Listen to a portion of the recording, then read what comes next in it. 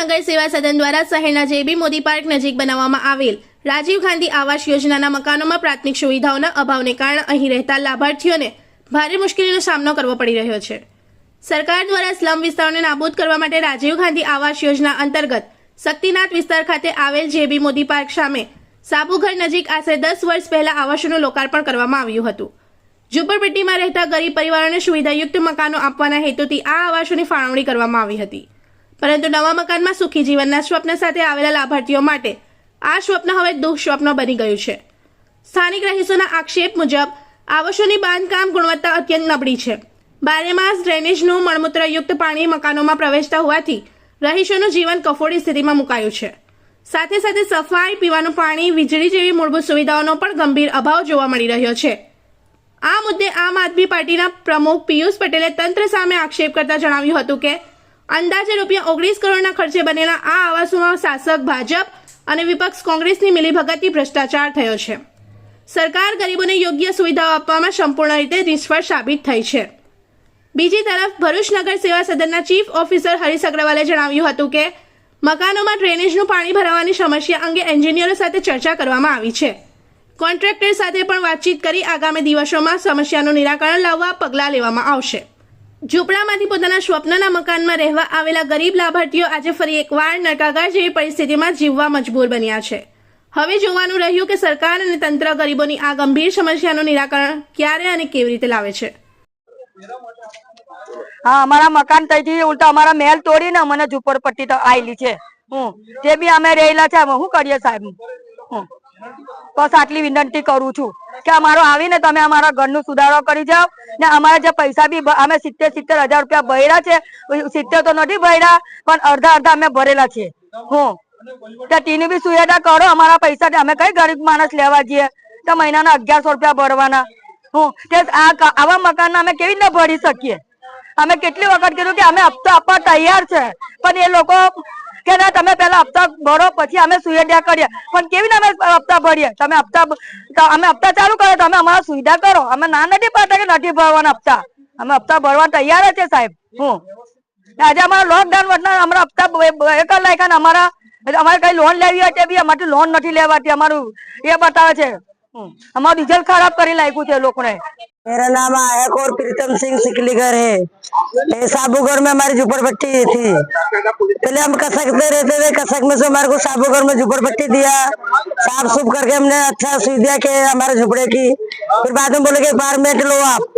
फिर आनंदन बेन पटेल ने वहाँ पे बुलाया स्टेट पे, वहाँ पे हमको चाबी दिया। बोले कि आपका मकान अच्छा है, ये ऐसे मकान कहीं मिलेगा नहीं। वो मकानों में हम रहने आए तो कुछ सुविधा ही नहीं है वो मकानों के अंदर। उसमें पानी गिरता है, फिर वो गटर का पानी 24 घंटे चालू है, पीने का सगवड़ नहीं पानी की, कोई एकदम ऊपर पानी नहीं चढ़ता है। हम मोटर से पानी खींचते हैं लाइट बिल जला के। हम उसे कैसे करेंगे? पैसे बोले कि हफ्ता भरो, हफ्ता कैसे भरेंगे हम लोग? उसमें कुछ सुविधा ही नहीं है। और हमको जब बोला ना चाबी दिया था जब के बोले कुछ भी हफ्ता नहीं लगेगा, खाली 70,000 भरने का आएगा आपको लोग को। तो 70,000 के ऊपर हमारे को लोन चढ़वा दिया वो लोगों ने। फिर बोले कि 1100 रुपया हफ्ता आएगा भरने के लिए। फिर वो हमारे को सीधा नहीं किया, तो हमने 1100 भी बंद कर दिया। 15,000 रुपया भरा हमने। उसके बाद में फिर हमारे घर की सीधा ने गटर है, फिर पीने का पानी नहीं आता है हमारे नलों में। फिर वो गटर का पानी ऊपर से गिरता है छत पे से। किस तरह हम रहे? हमारे बच्चे बीमार होते हैं छोटे छोटे सब। आखी चाली में गटर है, आखी चाली में कचरा पेटी सब डालते हैं। बस ये विनती है। અત્યારે ભરૂચ શક્તિનાથ વિસ્તારના જેબી મોદી પાર્કની બિલકુલ સામે જાબુગઢ વિસ્તારમાં અમે ઊભા છે। આ રાજીવ ગાંધી આવાસ યોજના જે બનાવવામાં આવી 19 કરોડના ખર્ચે બનાવવામાં આવેલી જે યોજના છે, આની અંદર ભરૂચમાં કેટલીક ઝૂંપડપટ્ટીના લોકોને અહીંયા આવાસ ફાળવવાની વાત હતી, પરંતુ અહીંયા જે લોકો રહે છે અત્યારે 120 મકાન જેટલા લોકો અહીંયા આગળ રહે છે। આ તમામ લોકો અત્યારે દુઃખનો અને પરિસ્થિતિ એટલી ગંભીર છે કે ગંદકીનો સામ્રાજ્યનો અત્યારે એ લોકો સામનો કરી રહ્યા છે। મારી પાછળ જે અત્યારે દેખાઈ રહી છે તમામ ગંદકી આ રાજીવ ગાંધી આવાસ યોજનાની આ ગંદકી છે। અહીંયા જે 19 કરોડ રૂપિયાનો જે ખર્ચો છે એના ઉપરથી દેખાય છે કે ભરૂચના ચૂંટાયેલા જનપ્રતિનિધિઓ વિપક્ષના હોય કે પછી અહીંયા આગળ જે સરકારી વહીવટી તંત્રના અધિકારીઓ હોય, આ તમામ લોકોએ ભેગા થઈ અને 19 કરોડનું કૌભાંડ કર્યું હોય એવું દેખાઈ રહ્યું છે। અહીંયા જેટલા પણ લોકો રહે છે એ લોકો પાણીની વ્યવસ્થાથી વંચિત છે, પીવાના પાણીથી વંચિત છે। એ લોકોને વાપરવાનું પાણી સુદ્ધા પણ એ લોકોને મળતું નથી. ગટરની વ્યવસ્થાથી એ લોકો વંચિત છે. ઇલેક્ટ્રિસિટીની વાત કરીએ તો એનાથી પણ એ લોકો વંચિત છે. આ તમામ સુવિધાઓથી વંચિત લોકોની સામે ભરૂચ નગરપાલિકાએ હાલમાં જ અત્યારે એ લોકોને વેરા પાવતી પણ આપવામાં આવી છે. આ જે વેરા પાવતી આપવામાં આવી તો એ વેરા પાવતીની અંદર એ લોકોને પેનલ્ટી પણ આપવામાં આવી છે. તો સાફ સફાઈ નથી કરી શકતા તો એ લોકો પેનલ્ટી કઈ રીતે આપી શકશે? ત્યારે હું આશા રાખું છું ભરૂચ વહીવટીતંત્ર પાસે કે આ જલ્દીથી જલ્દી આ ચૂંટાયેલા જનપ્રતિનિધિ છે એ લોકોને પણ સૂચન આપવામાં આવે અને સરકારી વહીવટીતંત્ર પણ આની અંદર સીઓ સાહેબ પણ પોતાની કેબિન છોડી અને આ વિસ્તારની અંદર આવે, એ લોકોની સ્થળ મુલાકાત લે અને તાત્કાલિકના ધોરણે એ લોકોને અહીંયા સાફ સફાઈની જે વ્યવસ્થા છે એ ઊભી કરી આપવામાં આવે.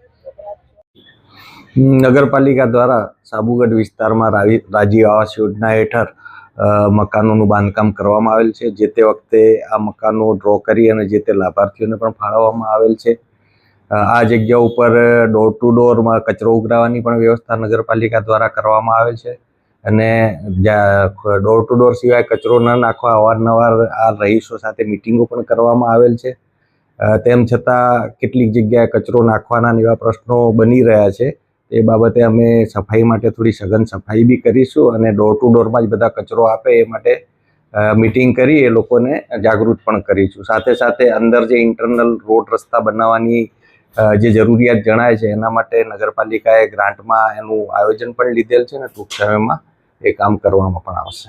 સર, મોટા પ્રમાણમાં મકાનો ખાલી છે, દરવાજા ચોરાઈ ગયા છે, ડ્રગ્સના ઇન્જેક્શનો પડેલા છે, દારૂની ખાલી બોટલો પડેલી છે, શું માનો? એમાં નગરપાલિકાએ ડ્રો કરી અને સુપ્રત જે તે લાભાર્થીઓને મકાન આપી દીધેલ છે, પરંતુ અનુભવ એવો લાગે છે કે અમુક લાભાર્થીઓ એમાં રહેવા આવ્યા નથી અથવા તો પછી એ લોકોએ ત્યાં સ્વીકાર્યું નથી કબજો. એના કારણે કદાચ આ પ્રશ્નો છે પણ અમે સોલ્યુશન કરીશું. સર, મકાન રહેવા લાયક નથી એટલે જ લોકોએ બીજી ઝૂંપડપટ્ટી બાજુમાં ઊભી કરી દીધી, શું માનો છો? ના, ઝૂંપડપટ્ટી બાજુમાં ઊભી કરી એવું નથી. ઝૂંપડપટ્ટી કદાચ પહેલાથી હશે, ત્યાં મકાનો સુપ્રત પણ કર્યા છે, પરંતુ એ લોકો કબજો નહીં લે અને રહેવા નહીં આવે, મેન્ટેનન્સ નહીં થાય, એના કારણે કદાચ કોઈ પ્રશ્ન હોઈ શકે. इस वीडियो को लाइक करें, हमारे चैनल को सब्सक्राइब कर बेल आइकन जरूर प्रेस करें हमारी न्यू वीडियो सबसे पहले देखने के लिए।